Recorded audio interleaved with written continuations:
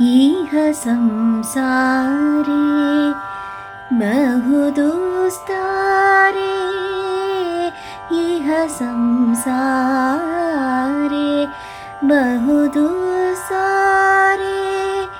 कृपया पालय पाहि मुरारे, कृपया पालय पाहि मुरारे.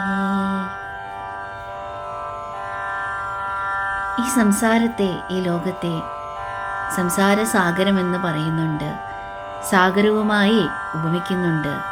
എന്തുകൊണ്ടാണ്?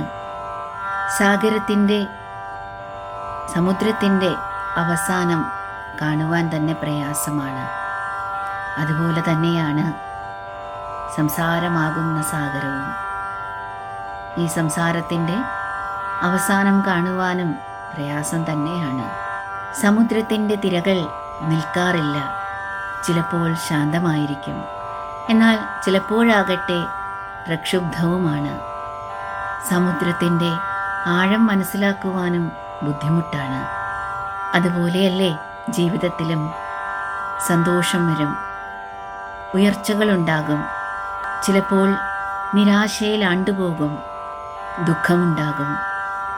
എല്ലാം തന്നെ തിരകളെപ്പോലെ മാറി മാറി വന്നുകൊണ്ടേയിരിക്കും. നമ്മുടെ ആസക്തി സമുദ്രത്തിലെ ജലം പോലെയാണ്. നമ്മുടെ വാസനകൾ തിരകളെപ്പോലെയാണ്. വീശിയടിക്കുന്ന കാറ്റോ അത് കർമ്മഫലങ്ങളാണ്. സമുദ്രത്തിൻ്റെ ആഴത്തിലെ അന്ധകാരം അത് നമ്മുടെ ഉള്ളിലെ അജ്ഞാനവുമാണ്.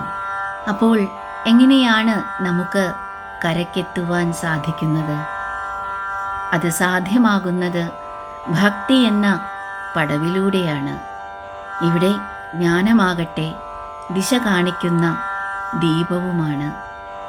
കരയിൽ നമ്മളെ എത്തിക്കുന്ന ആ ശക്തിയാണ് ഈശ്വര കൃപ.